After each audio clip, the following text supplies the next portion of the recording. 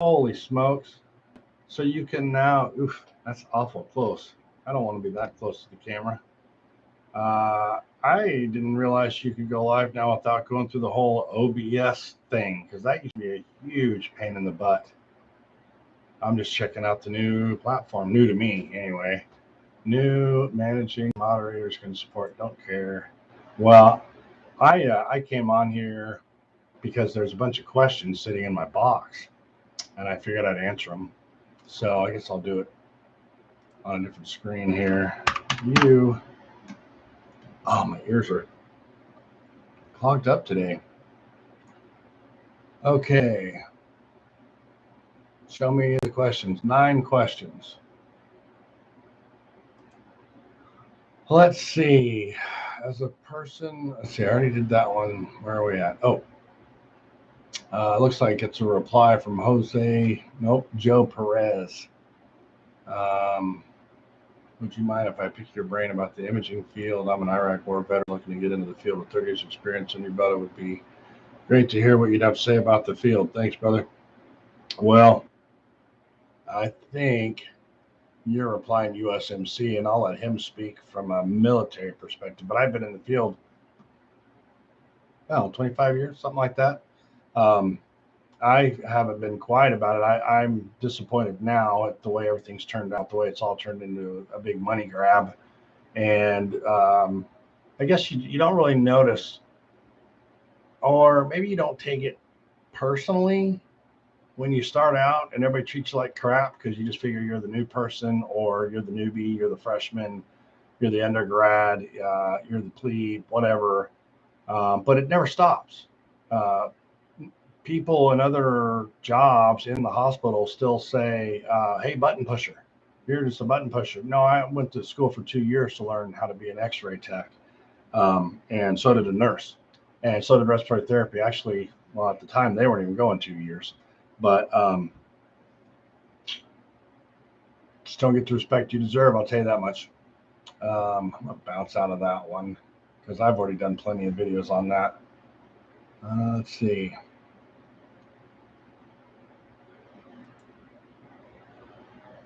Can you please explain, or please expand a bit on why you would start with MRI or echo? And do you mean you would pick one of these specialties directly after completing radiographic technologist school, or skip RT school and find a direct entry MRI or echo program?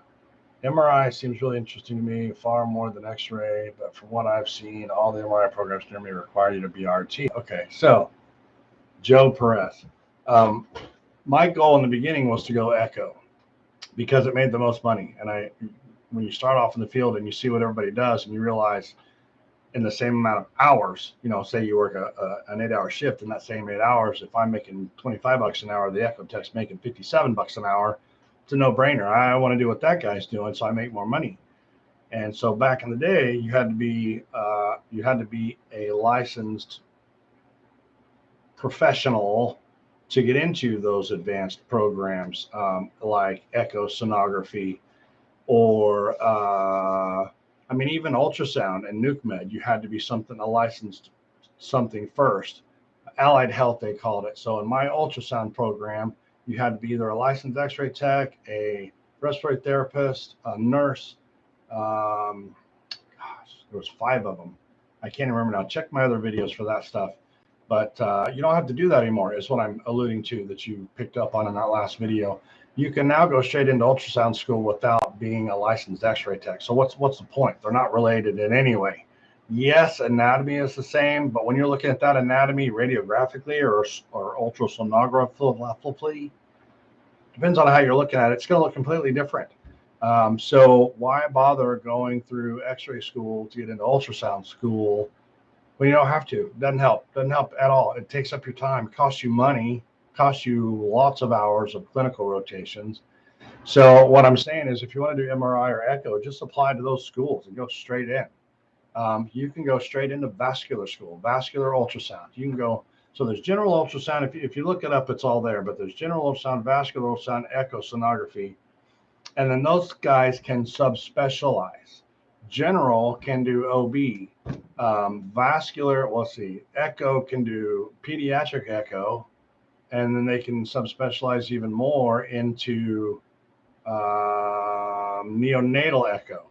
And each time you sub into a tinier category, niche down, you make more and more money. You could easily be making $100 an hour as a pediatric or neonatal echo sonographer, especially depending on where you live. You know, Podunk, Oklahoma versus Los Angeles, it's going to be night and day. You're going to make a little bit and a lot of money in those two places. So if you want to go into MRI or ultrasound, just go straight into it. If you have any questions, I see some people on there, pop them in the comment section. I'm just going through answering the questions that I've been too lazy to answer lately. So that was his. Did a vid for you. Check out the live. Okay. Let's go back. Let's see.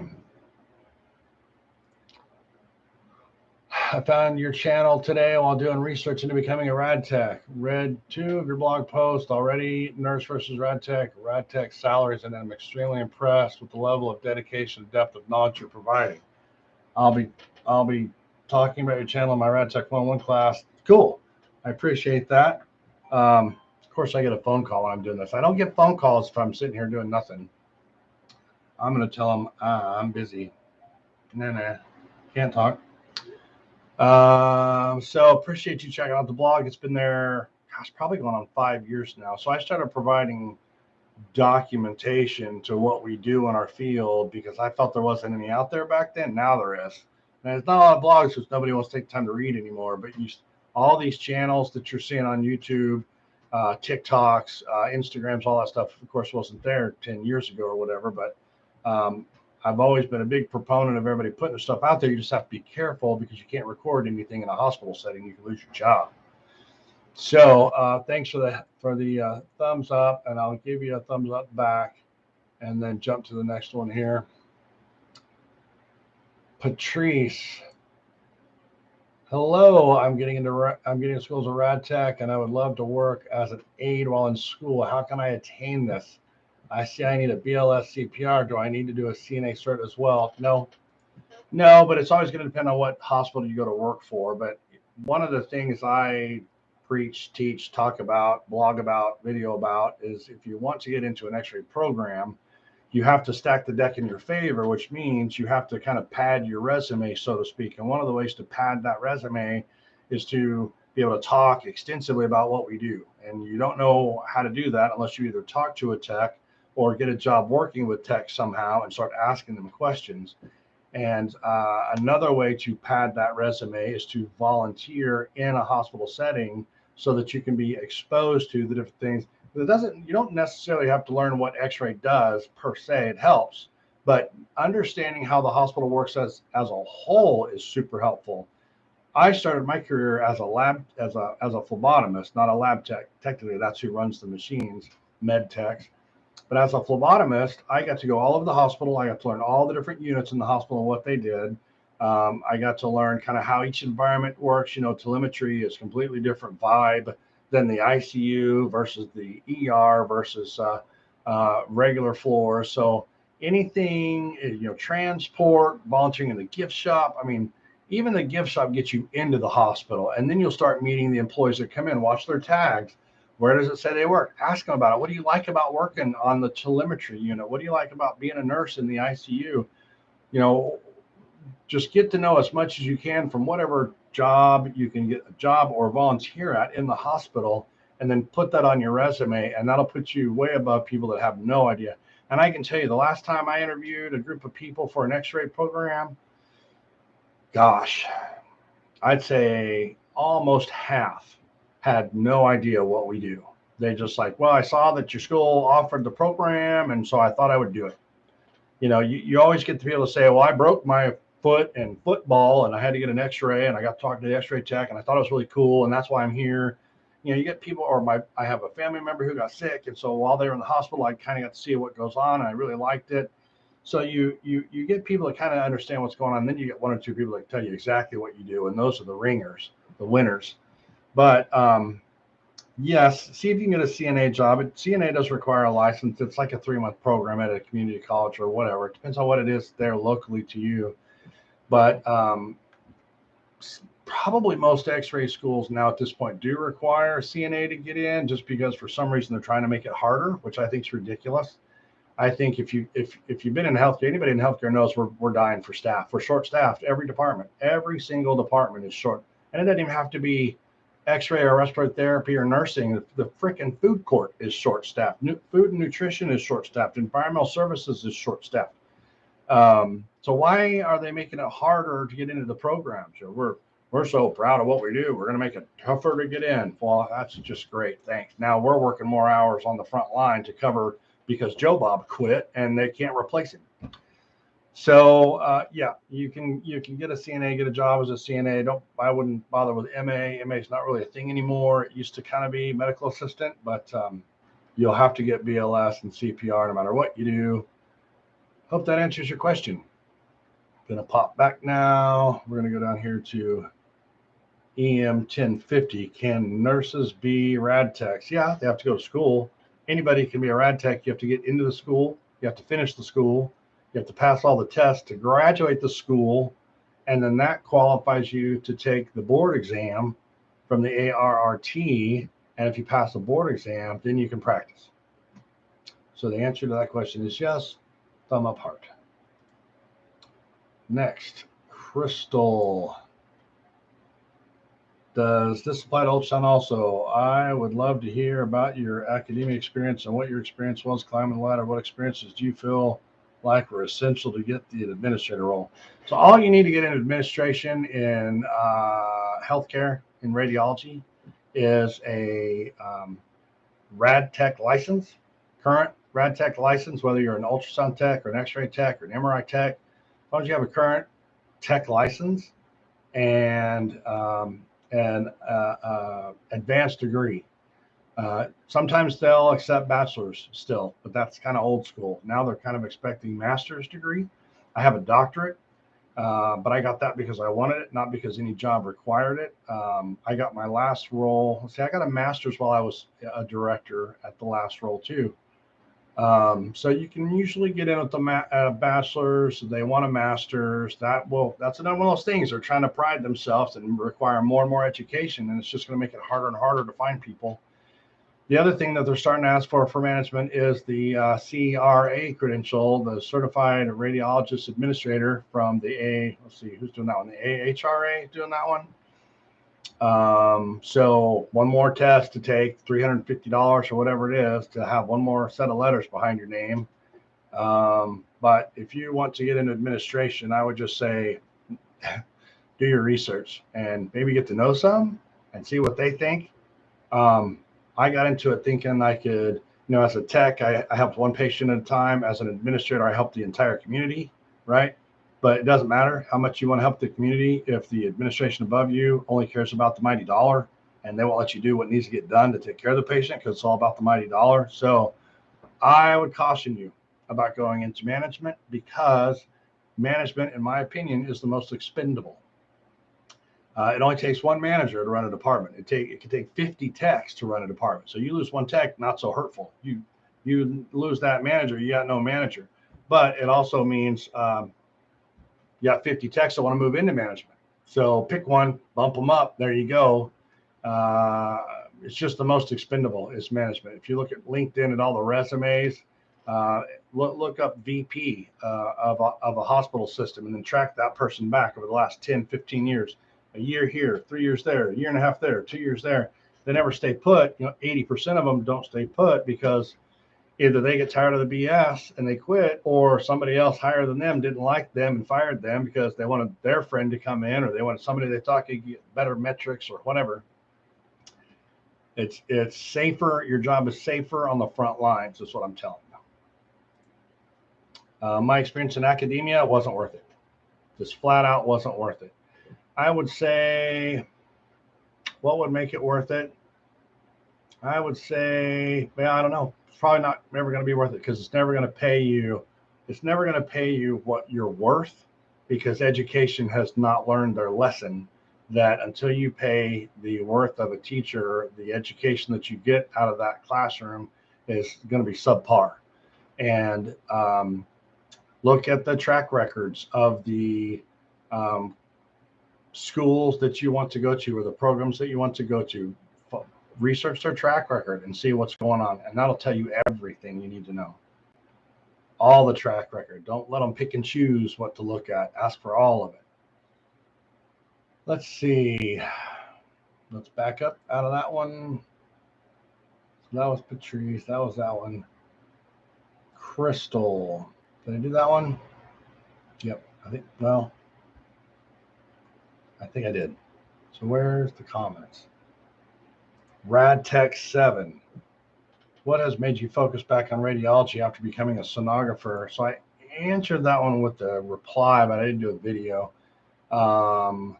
Basically, the focus you're seeing is just because I went back to the beginning and started to blog about the world of radiology. And it all started, at least back then, it all started in Xray. You had to be an Xray tech to get to the next level. Now you can go straight into ultrasound school and be an ultrasound tech without being a rad tech first, which means you can go straight into a hospital setting being an ultrasound tech without having to go through the X-ray department first. So, you know, this channel started out and remains kind of just a general radiographic channel, radiologic technology channel, because that's where it all starts. And that's where I started providing information about what goes on in the job, what goes on in the training, what goes on in the schooling, and explaining all the different aspects of radiographic technology. It's not that I don't focus on ultrasound. I talk about ultrasound on here, but I've always kind of felt like I've kind of waited, and it's kind of happening for the right people to come along and pick that ball up and run with it. We had Xray come along, was doing a really good job with Xray, and then he kind of fell off. MRI Man is doing a great job with MRI. If you want to know about MRI, go find MRI Man's channel. There's a really great ultrasound channel out there. I'm sorry, I can't remember her name right now. But there are now channels for each modality. So you can go check those out. It's kind of like I've got a Facebook group about this same topic. But if somebody comes into my group asking specific MRI safety questions, I'll say, hey, go check out, I can't remember his name either. Go check out, what's his name, the MRI safety guru guy who has his own Facebook group. You can ask that specific question there, and a billion people will give you an answer. My Facebook group, my YouTube channel, all that is based around general radiography, the schooling for it, how to get into the school, what we do in the job, that kind of thing. So I hope that answers your question. I may be pretty much at the end here.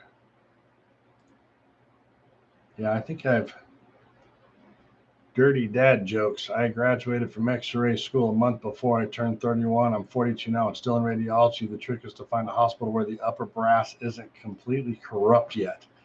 If you take a job and start to see red flags, don't feel bad about going elsewhere. That's experience talking right there. You can find jobs where employees matter. And the thing is, usually the radiology directors do care, and they are trying to do things that's right by the techs. It's above them. Where they're unplugged, they don't know what we do. Therefore they don't appreciate what we do. They think you're replaceable. You're just a button pusher. How hard can it be? Why do you need a $2 million machine? Why can't you just buy used? You know, I joke about it on here before, but I had an administrator once tell me, just put your whole department on call and just wait till the requisitions come in, and then start calling people in one at a time to do patients as they come in. And this was a level 2 facility that's constantly busy. That just showed how unplugged these people are. So, you know, the only way you know that, I mean, you can do your research, and I've got videos and blog posts about how to research a hospital before you apply, and how to research a school before you apply, and about negotiating your pay, because, you know, we get so excited when we graduate that we take the first job that comes along, we accept the first pay they offer. You got to stop and realize how hurting they are for you. And you should always negotiate your pay. And I have articles about how to do that. But you're worth your weight in gold, because look at the statistics. Schools enrollment is declining, and the boomers hitting the hospitals in need of care is doubling. It's going up by leaps and bounds. So you got more people coming into the healthcare system needing care, less people graduating the programs for nurses, doctors, X-ray techs, and all that. We're headed for disaster. And ask any rad tech now where they work if they're fully staffed. So I think I'll kill it there. I don't even know how long we've been doing. 20 minutes. 20 minutes is good enough. Nobody's. Oh, there's a question. Hey, I'm starting clinical rotations in a few weeks. Any tips? Yeah, sure. So, gosh, let me think back a bit. Clinical rotations mean you had to get all your shots, you had to fill out all your paperwork, you had to get all your access that gets you into the programs like clocking in, logging patient exams, packs to get in and look at your images. You're starting your clinic. If you're starting your first clinical rotation, you're going to have to go to the place that you'll be doing your rotation. You should go there and do a day of just kind of hanging out, being shown around, getting a feel for the place, meeting people, let them see you, so that when you come back to start your rotation, you kind of already know where the door is and who some of the players are, and kind of a welcome type visit first. And then for clinical rotations, just be prepared to go all over the place and do all kinds of things and ask all the questions you need to. Don't be afraid to ask questions. The biggest hurdle you're going to face is every tech is going to tell you how to do something differently, almost without fail. You'd think a chest X-ray is a chest X-ray, but techs have different ways of doing it. The 90 at 5, 110 at 5, 90 at 20, 110 at 20. It's machine dependent. It's grid dependent.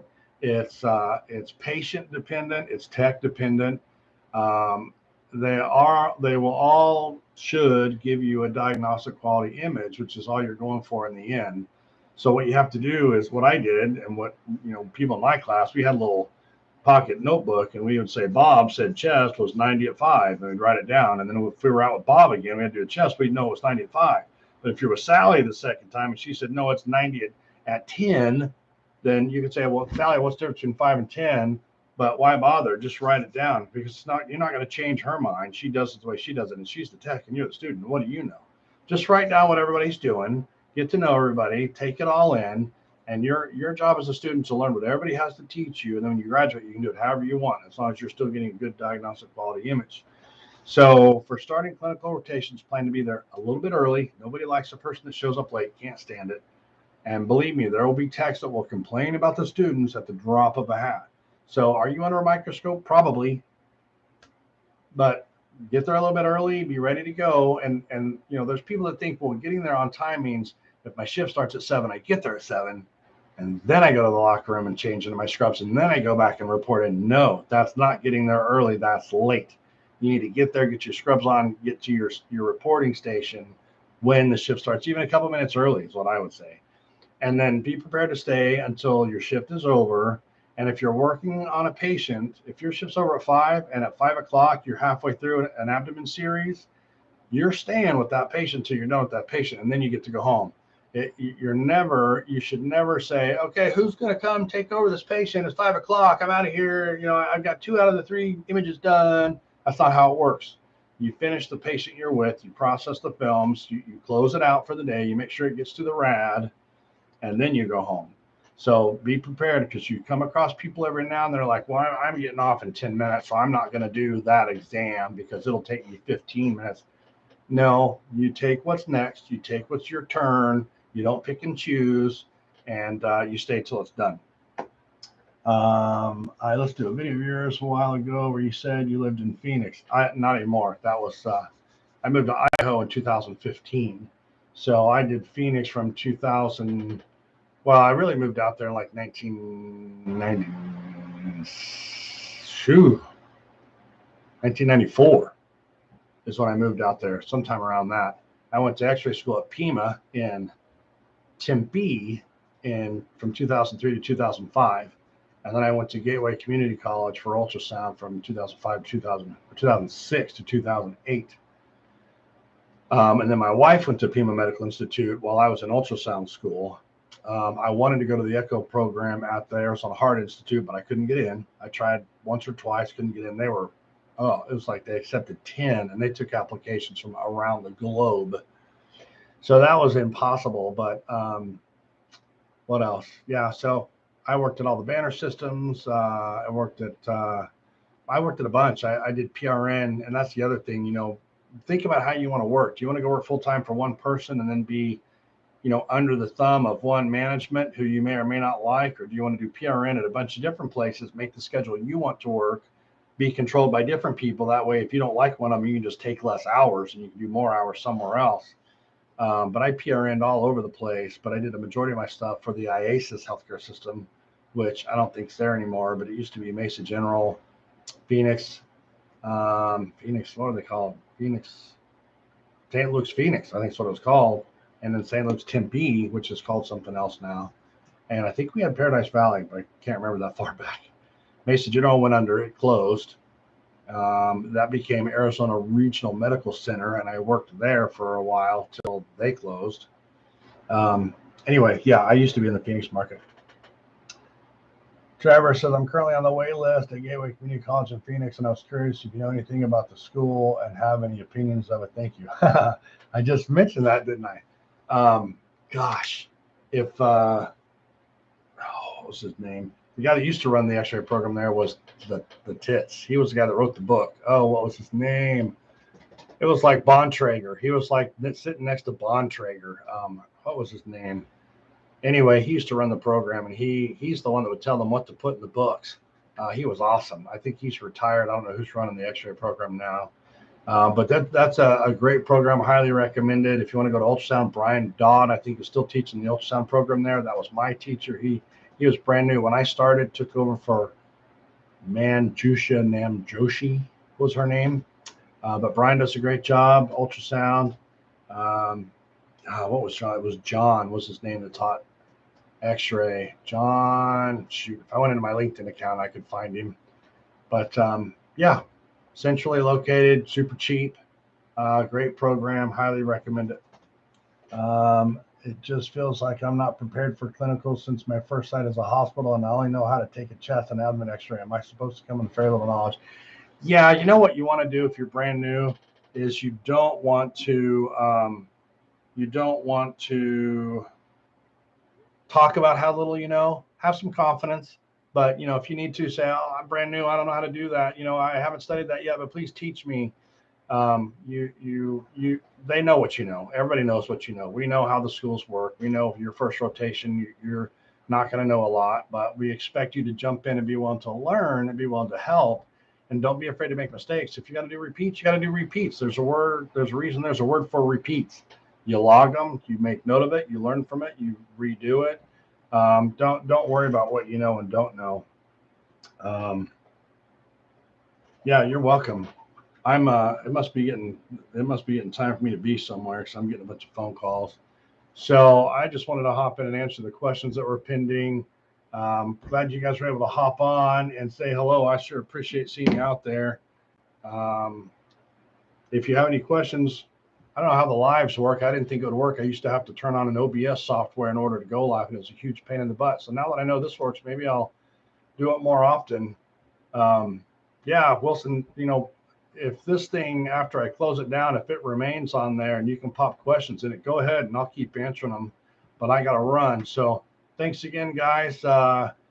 The world needs you. The world needs X-ray techs. Just remember, you're worth your weight in gold. Stand up for yourself. Don't put up with any garbage from anybody in the schools or in the workplaces, and always demand respect and always tell them to respect your off time. Don't let them bother you when you're off. Don't let them tell you that you have to work on your days off.